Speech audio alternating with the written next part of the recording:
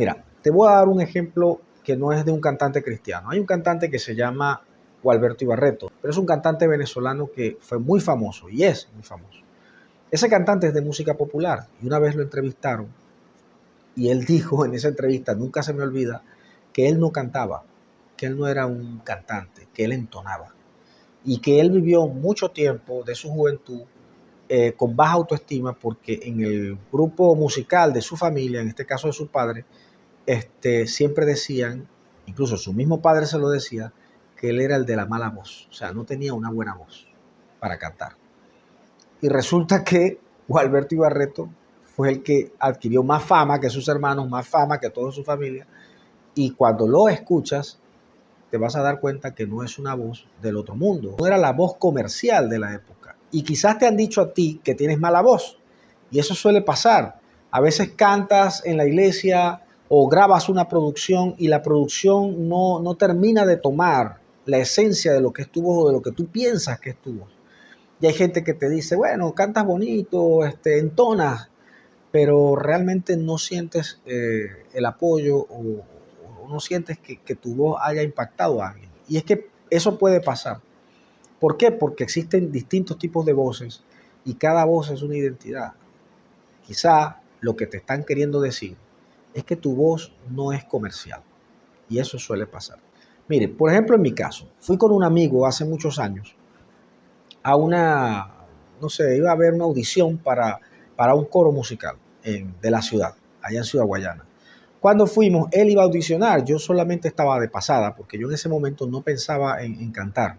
Cuando estuvimos allí, el maestro le hizo la prueba en el piano y le dijo a mi amigo que él no era, realmente no iba a entrar en el coro, porque la voz que él estaba buscando era una voz bajo. Y entonces me invitó a mí a hacer la audición. Yo no fui con la intención, pero cuando el maestro hizo la prueba, probó y dijo, tú eres barítono, pero vamos a seguir bajando. Y siguió bajando y sí podía hacer unas voces un poco más graves, un poco más bajas. Y él me dijo, tú sí puedes entrar en la coral. Solo que yo en ese momento estaba tomando otra decisión en mi vida.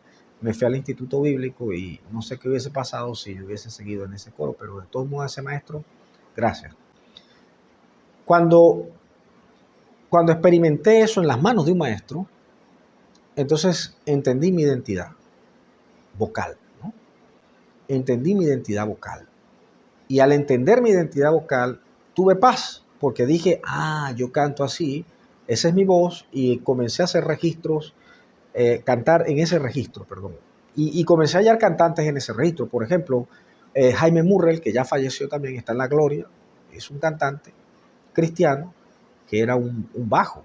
Y así sucesivamente hallé una gran cantidad de cantantes. Sí, lo que pasa es que era el tiempo de los Backstreet Boys, era el tiempo de Salserín, y por supuesto la voz comercial era una voz bastante lírica, era una voz bastante alta, y eso realmente hacía que otras propuestas interesantes se fueran por un barranco. Por ejemplo, para nombrarte algunos cantantes seculares, no cristianos, que tienen ese tipo de voz, Enrique Bunbury es uno, que tiene una voz grave, una voz fuerte, y que transmite esa energía, ¿no? de identidad vocal en cuanto al tema que él está cantando. Y así sucesivamente en Venezuela hay muchos más también. ¿Qué pasa con la voz? Bueno, si tú no practicas tu voz, si tú no tienes una, una, digamos, una amistad con tu voz, entonces no vas a llegar a la identidad. Tú tienes que experimentar con tu voz. Yo experimenté con mi voz de muchas maneras y algunas de esas fueron bastante extremas.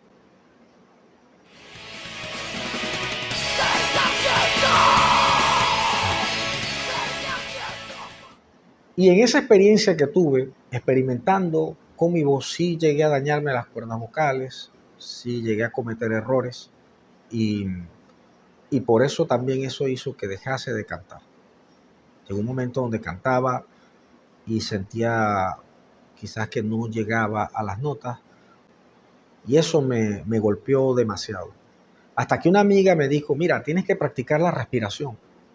O sea, cantar, o sea, tú entonas, tienes una voz que te identifica, este, pero no estás respirando. Entonces cuando comencé a respirar, verdaderamente a hacer los ejercicios de respiración, entonces me di cuenta que podía hacer mejores notas, podía llegar más alto, podía hacer incluso llegar más bajo, y eso me ayudó mucho en mi crecimiento vocal.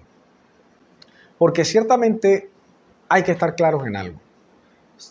Ya el altar no es para experimentar si cantas o no cantas. Hay pastores que de verdad están empeñados, o hermanos que están empeñados en creer que una persona por tener un don de servicio puede cantar en el altar. Y no es necesariamente el don de servicio lo que identifica el talento. Hay gente que realmente quiere servir a Dios y quiere servir a Dios en el altar y quiere cantar en el altar, pero no tiene el talento. Y el talento es algo que no naces con él, tienes que practicarlo, tienes que trabajarlo. ¿Ok? Ahora, el don de servicio es algo dado por Dios, pues, un don, es un regalo. Pero ciertamente no podemos empeñarnos en hacer algo que no nos ha sido entregado. Si no tienes voz para cantar, no te sientas mal. O practicas y mejoras tu voz, o simplemente tienes que decir, bueno, Dios, no, esta no es mi área y voy a ir al lugar que tienes para mí, a lo que realmente quieres hacer conmigo. Y Dios tiene múltiples lugares donde puedes trabajar y hacer cosas para Él y en el cuerpo de Cristo, no necesariamente el altar, para cantar, puede ser hasta tocando un instrumento. Pero yo he ido, por ejemplo, a actividades donde la persona que está cantando, y esto es muy extraño que pase y no pasa todo el tiempo, que la persona que está cantando no entona, tiene una voz quizá chillona o bastante molestosa al oído, pero tiene algo llamado la unción. ¿Cómo hacemos con eso? Yo he ido a lugares donde después de que alguien con una voz espectacular cantó, y cantó para ministrar, y no sucedió nada, pasan a una persona que simplemente agarra el micrófono y empieza a cantar, así sea sin músico, sin instrumento, sin entonación, o se fue por un lado, el otro por el otro, musicalmente, y la persona de repente ministra tu corazón y cae la presencia del Señor en ese lugar. O sea, ¿cómo le llamamos a eso? O sea, eso es algo bastante extraño. Y cuando ocurre, realmente es algo que no esperabas. Es algo que pasa simplemente porque Dios lo permite así. Porque hay un tema detrás de esto. El tema es simple. El tema es que el que canta y tiene buena voz, también tiene que tener una vida devocional con el Señor. Miren, de nada te sirve tener una buena voz, de nada te sirve cantar bonito en el altar, ¿ok? De nada te sirve cantar bonito en el altar si tú mismo o tú misma no tienes una relación con Dios que permita realmente ministrar los corazones. Eso es algo que hace Dios. Y no pasa todo el tiempo, te lo digo, que hay un derramamiento cuando cantas. Eso no pasa todo el tiempo. Pero se sabe cuando alguien tiene la unción del Señor en el momento de cantar. Eso es muy diferente a cantar en el mundo secular. En el mundo secular, lo que espera la gente es que tú los sorprendas con tu voz. Y que cuando tú cantas, la persona es impactada con la canción que está escuchando y con tu voz. Pero en las iglesias no funciona así. En las iglesias funciona es cuando la presencia del Señor está sobre el músico, cuando la presencia del Señor está sobre el adorador. Y esa gracia, esa presencia se derrama y tú lo puedes sentir. Es algo totalmente espiritual, no es algo emocional, es algo espiritual. Y cuando eso sucede, realmente estás ante un concierto divino, ante una situación espiritual de Dios, que viene de Dios, no del hombre, viene de Dios, de su divinidad, de su poder hacia su pueblo. Yo cometí errores con mi voz y esos errores me llevaron a perder mi voz. Tuve un tiempo sin poder cantar, necesitaba sanidad en mi voz y usé mi voz de la manera errada, la usé siempre cantando música para que la gente conociera a Dios, pero en los lugares equivocados. Yo dejé el altar y comencé a cantar en lugares equivocados. No estoy diciendo que yo soy más santo que los demás. Yo soy un pecador, redimido por la sangre de Cristo y santificado por la sangre de Cristo, pero soy propenso a caer. No estoy diciendo que soy mejor que los demás ni nada por el estilo.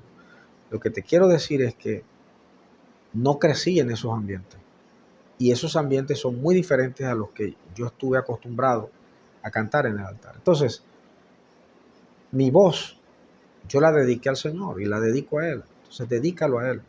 Si estás en el altar, dedica tu voz a Cristo, dedica tu voz al Señor y Él se encargará de ti y Él hará contigo lo que tiene que hacer. Dios tiene sus Sansones, Dios tiene su gente que los tiene en los lugares que los tiene que tener para que Dios de alguna manera se glorifique en esos lugares. Pero yo no soy ese Sansón en mi caso, no lo soy. Pero lo que te quiero aconsejar es que si Dios te dio un instrumento tan maravilloso como lo es tu voz, úsalo para su gracia, úsalo para su gloria. En el altar pueden suceder muchas cosas. Yo tengo esa preocupación y lo que más deseo es que los nuevos adoradores, la gente que está creando música en el altar, glorifique al Señor y sea Él el grande y no el hombre. Yo estoy en mi proceso. Ahora mismo estoy experimentando muchas cosas nuevas y estoy en mi proceso de conocer y entender el altar desde una manera en la que yo no lo había visto.